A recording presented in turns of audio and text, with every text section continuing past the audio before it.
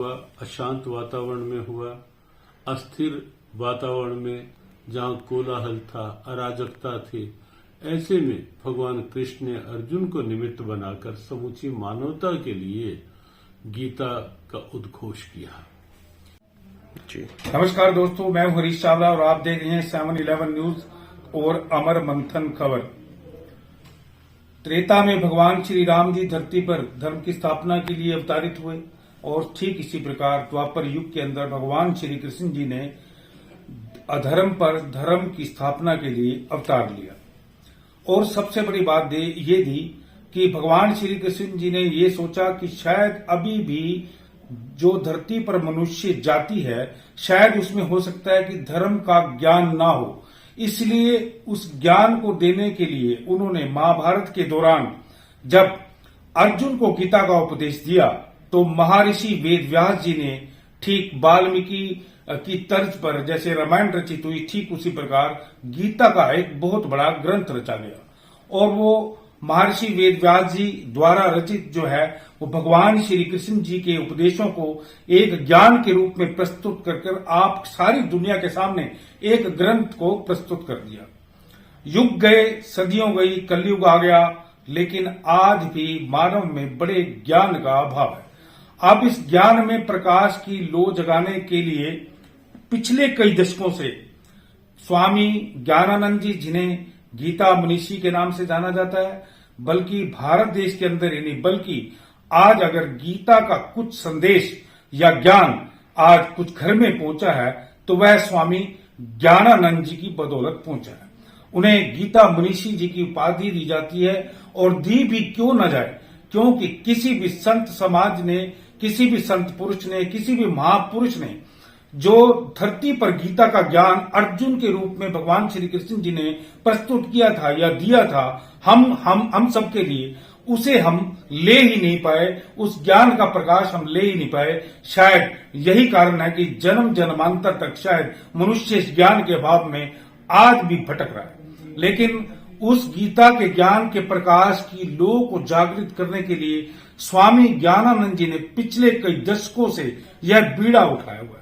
आप सब जानते हैं कि आने वाली 23 दिसंबर को गीता जयंती मनाई जा रही है। गीता अंतर्राष्ट्रीय स्तर पर भी, राष्ट्रीय स्तर पर भी, और खास तौर पर जहां मैं हरियाणा का रहने वाला हूं, इस समय कुरुक्षेत्र की धरती पर खड़ा हूं, जहां भगवान श्री कृष्ण जी ने गीता का उपदेश दिया था। यहां पर एक बहुत बड़ा एक सम्मेलन हो रहा है जिसे हम गीता ज्ञान के रूप में जाना जा सकते हैं। यह सब तब हुआ क्योंकि सरकारों को भी समझ में आया कि जिस गीता मनीषी स्वामी ज्ञानानंद महाराज ने जिस गीता के प्रकाश के लो की उजागर करने के लिए, जागृत करने के लिए कि वो घर घर तक पहुंचे, उसके लिए स्वयं सरकार ने भी यह बीड़ा उठाया कि क्यों ना इस सम्मेलन को भी आगे बढ़ाना चाहिए। इसलिए आज हरियाणा की सरकार भी गीता जयंती जैसे समारोह को खुद सरकारी स्तर पर आयोजित कर रही है।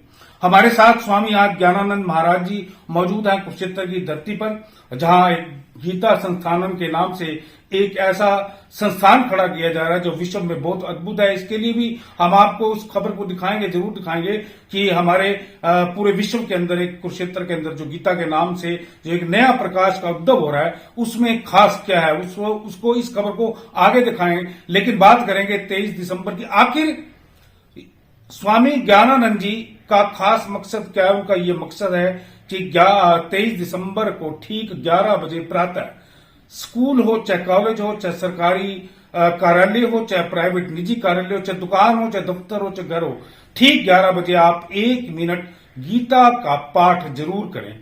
इसका मकसद क्या है, इसका उद्देश्य क्या है? तो इसके लिए हम चलेंगे स्वामी ज्ञानानंद जी के पास और पूछेंगे विस्तार से कि आखिर 23 दिसंबर को ठीक 11 बजे प्रातः 1 मिनट एक साथ गीता का पाठ क्या जरूरी है। तो चलिए स्वामी ज्ञानानंद जी, 11 बजे प्रातः 23 दिसंबर को जिस दिन गीता जयंती है, आप 1 मिनट का पाठ एक साथ, इसका मतलब और उद्देश्य क्या है? भगवद गीता हिंदुओं की आस्था का ग्रंथ है, लेकिन केवल हिंदुओं के लिए नहीं, समूची मानवता के लिए है। भारत का गौरव है, लेकिन पूरे विश्व के कल्याण के लिए है गीता। प्राणी मात्र के हित के लिए है गीता। गीता का ये संदेश युद्ध की भूमि में हुआ, अशांत वातावरण में हुआ, अस्थिर वातावरण में जहां कोलाहल था, अराजकता थी, ऐसे में भगवान कृष्ण ने अर्जुन को निमित्त बनाकर समूची मानवता के लिए गीता का उद्घोष किया। आज बहुत से लोग पूछते हैं कि अशांति में शांति का संदेश, चकित होते हैं विश्व के दार्शनिक, लेकिन वास्तव में भगवान कृष्ण की दूरदर्शिता, वो जानते थे कि आने वाले समय में महाभारत अलग अलग रूपों में फैल जाएगी जी, अशांति बढ़ती जाएगी, अराजकता कहीं ना कहीं बढ़ेगी जी। तो ऐसे में तब जैसे अर्जुन को समाधान मिला था गीता से, ऐसे में यदि मानव मात्र को कहीं समाधान मिलेगा तो वो भगवत गीता से मिलेगा।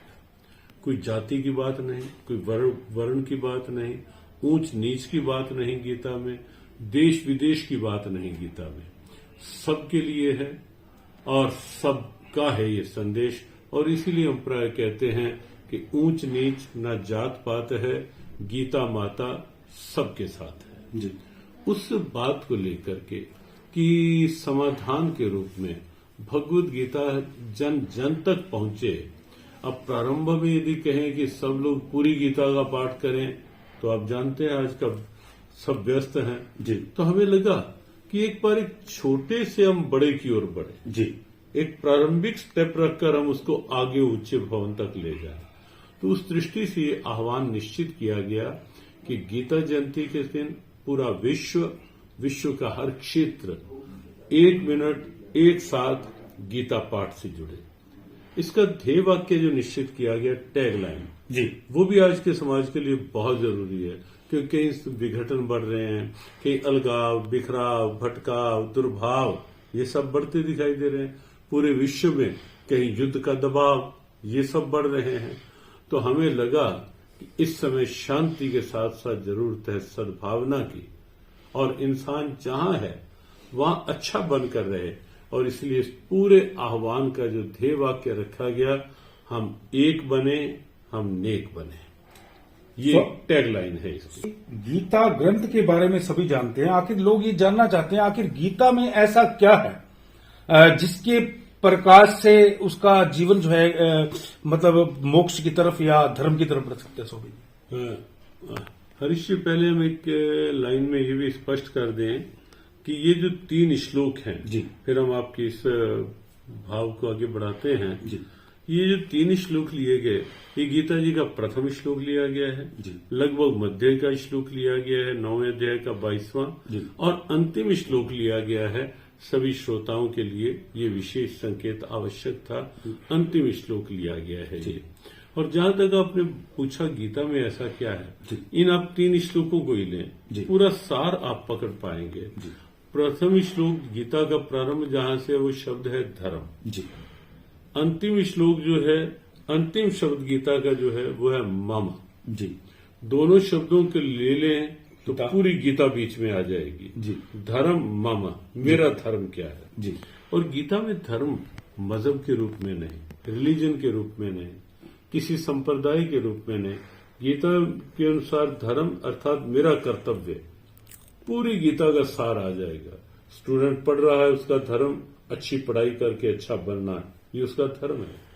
टीचर पढ़ा रहा है, वो केवल मुझे क्या मिलेगा ये सोच नहीं, मैं कैसे बच्चों के उत्थान के लिए अपनी बेस्ट दे सकता हूं। डॉक्टर का धर्म गीता बताती है कि चिकित्सा रोगी को देख करके उसकी रोग निवृत्ति के लिए क्या कुशलता दिखा सकते हो, ये डॉक्टर का धर्म है। ऐसे ही कोई राजनीति में है, उसका धर्म ये नहीं कि मुझे पद मिला है तो अधिक क्या मिलेगा, मैं समाज सेवा, राष्ट्र सेवा, जन सेवा के लिए क्या अधिकतम दे सकता हूं, ये गीता है। तो गीता एक वैश्विक धर्म है जी, मानव धर्म है गीता। जन जन को उसके कर्तव्य के प्रति जागरूक करने की प्रेरणा है गीता। और मानसिक शांति की तो अद्भुत प्रेरणा है। जो विश्व आज चाहता है शांति, सद्भाव, कर्तव्य निष्ठा, जहां कहीं कमी आ रही है तो ये सब भाव भगवत गीता में उपलब्ध हैं। और जब ये भाव आएंगे तो निश्चित है जीवन प्रकाशित होगा, आनंदित होगा। स्वामी जी, बीड़ा कि क्यों ना इसकी जो गीता ग्रंथ की, जैसे आप पहला, मध्य और अंतिम की बात कर रहे हैं कि धर्म मम, मतलब मेरा धर्म क्या है, सारा सार इसमें आ जाता है। तो क्यों ना इसकी शुरुआत स्कूली जीवन से होनी चाहिए, कुछ इस तरह का। निश्चित निश्चित हो रही है जी। हमारा अष्टादश श्लोकी अभियान अभी चला 23 जुलाई से 23 दिसंबर तक के लिए। तो हमने निश्चित किया कि 1.25 करोड़ 18 श्लोकों के पाठ हों। जी। और आपको प्रसन्नता होगी कि कल तक, गीता जयंती तक का लक्ष्य था, कल तक हमारे 1 करोड़ 23 लाख पाठ पूरे हो चुके हैं। जी। और इसमें बहुत बड़ी भूमिका स्कूली छात्रों की रही है। जी। कई स्कूलों में नियमित पाठ हुए और स्कूलों ने निर्णय लिया हम गीता को अब साथ जोड़ के चलेंगे। बच्चों में एक नई चेतना जगी, बच्चों में एक पता चला कि लाइफ वैल्यूज, कैरेक्टर वैल्यूज क्या है, ये गीता सिखाती है। तो हमारा ज्यादा फोकस ही इसी बात पे है कि बच्चे जुड़े, स्टूडेंट्स जुड़े और धीरे धीरे आगे बढ़े। पाठ्यक्रम में भी शामिल करवाया जा सकता है। हाँ, पाठ्यक्रम की निश्चित हरियाणा सरकार में तो बात हुई है और इस साल ही कुछ अंश और उम्मीद है कि अगले वर्ष गीता जी के कई महत्वपूर्ण भाव शिक्षा के साथ जुड़ेंगे और उसका अनुकरण हमें ये भी विश्वास है कि पूरा देश और पूरा आगे समाज करेगा। ठीक है।